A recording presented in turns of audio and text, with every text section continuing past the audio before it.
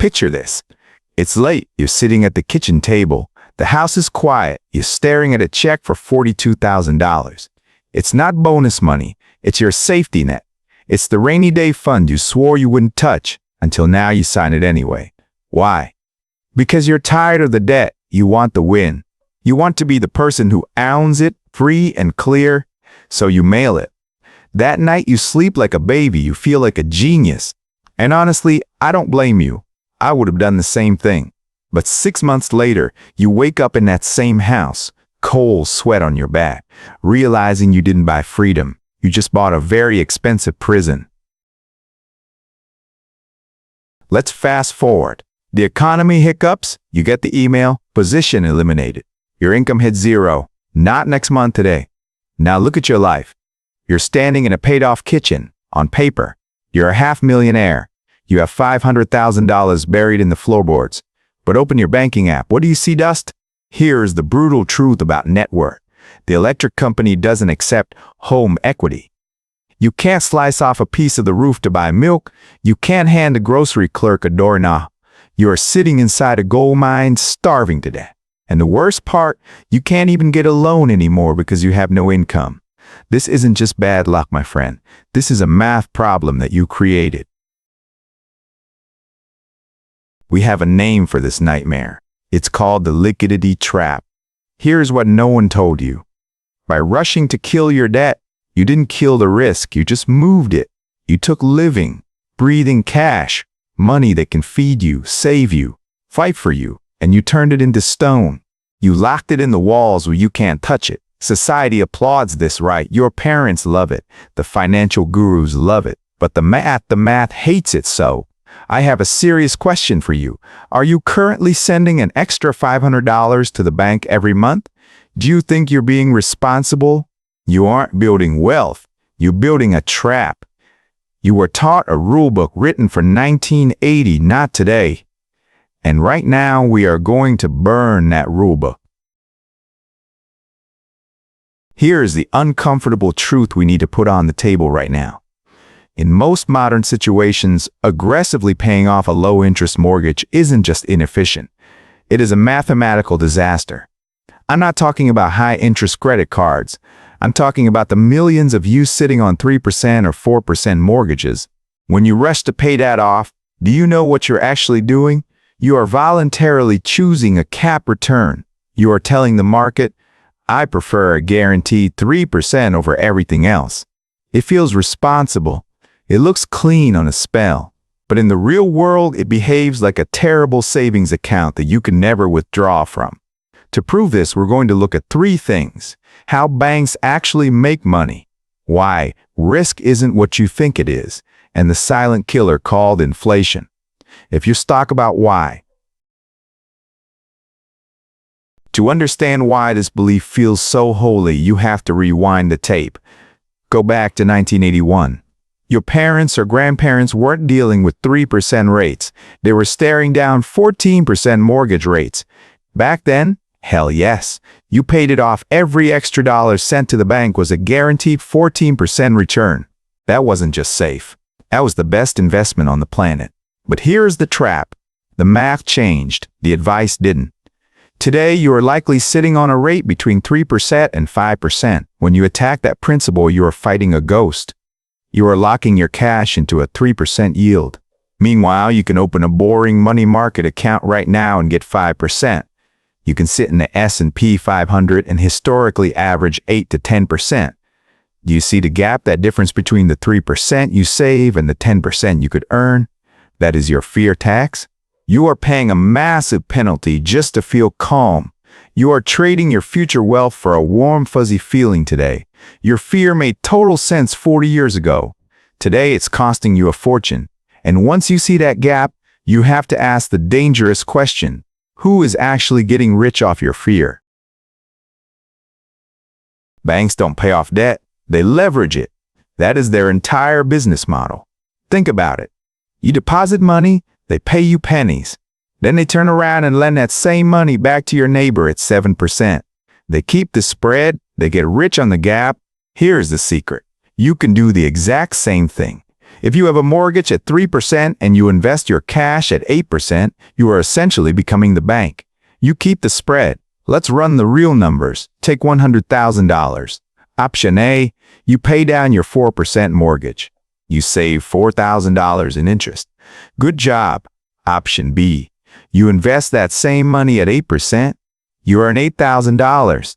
The difference is $4,000 a year, compounding forever.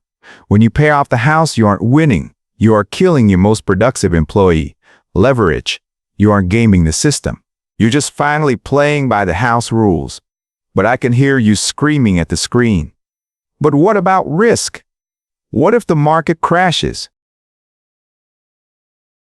This is where the fight starts.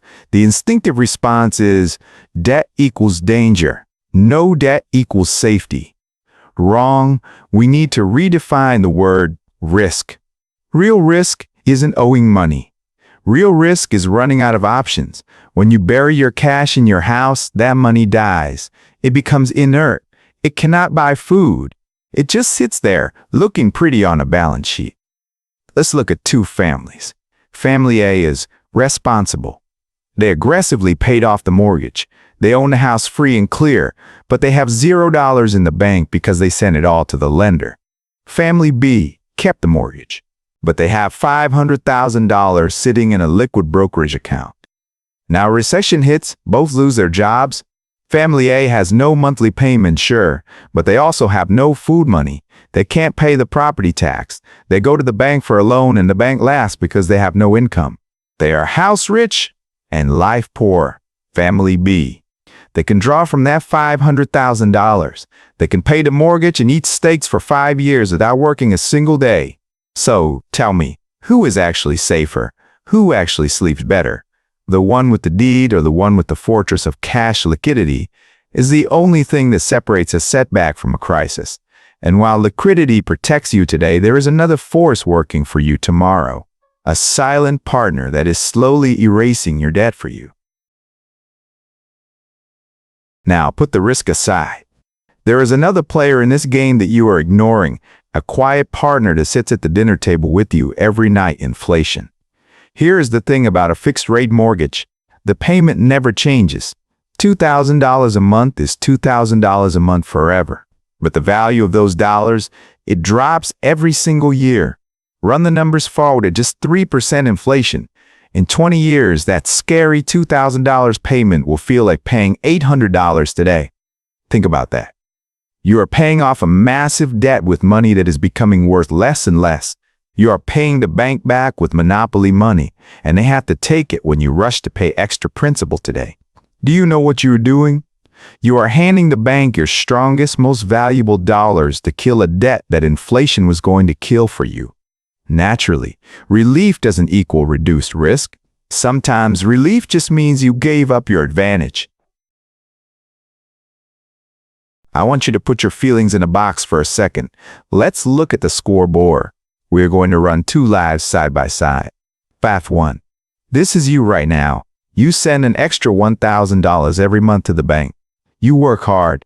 In 15 years, the mortgage is gone. You celebrate. If you start investing that $1,000 after the house is paid off at a 10% return, you end up with roughly $400,000. Path 2. This is the path that terrifies you. You keep the mortgage. You take that same $1,000 and put it into the S&P 500. You let it ride for 30 years. The result, that account isn't $400,000. It is closer to $2 million. Here is the part that breaks people's brains. In both paths, the house is worth the exact same amount. You didn't lose the house. The only difference is that in path 1, you set $1.5 million on fire to feel safe. I have to ask you, is sleeping a little better at night worth $1.5 million? This isn't just a cost. This is generational wealth that you deleted because you were scared of a number on a spell. Choosing peace of mind isn't stupid, but let's be honest, it is the most expensive luxury item you will ever buy. Now the critics always say the same thing, but Bobby, once I have no payments, I'll have discipline. I'll catch up. No, you won't. I've seen this movie 1,000 times. It ends the same way. It's called Parkinson's Law. When you free up cash flow, you don't save it, you absorb it. You buy the boat, you upgrade the kitchen, you take the nicer vacation. The data is brutal. Most households with paid-off homes do not reinvest that mortgage payment. Comfort kills urgency, and there's a darker twist I bet you never thought about. Asset protection. A fully paid-off home is a massive glowing target. If you get sued, car accident, liability, whatever, then you have 100% equity. Lawyers see a pot of gold, but if you have a big fat mortgage on that house, you look poor on paper. There is no equity to steal. The bank technically owns it, and that mortgage acts as camouflage. So ironically, by trying to be safe, you made yourself a target. This is human nature. It's not a discipline failure. It's a structural failure. Now I can hear the comment section typing already. But Bobby, what if the market is flat for 10 years? What if I retire and I can't make the payment? These are valid fears. I'm not asking you to be reckless. I'm asking you to be structured. You can have the safety you want without setting your cash on fire. It's called a synthetic payoff. Here is how it works. Instead of sending that money to the bank where it disappears, you build a pile of liquid assets on the side. Imagine you have $500,000 in a boring safe investment account, earning just a 4% dividend yield. That account generates $20,000 a year in cash. Guess what? That $20,000 pays the mortgage for you on paper. You still have a loan. In reality, you are free. Your assets are covering your liabilities. Here's the difference that most people miss. When you pay off debt, you use your capital once and it's gone forever. When you structure assets, you use your capital repeatedly. One path ends with a zero balance and zero leverage. The other ends with a balance sheet that is bulletproof.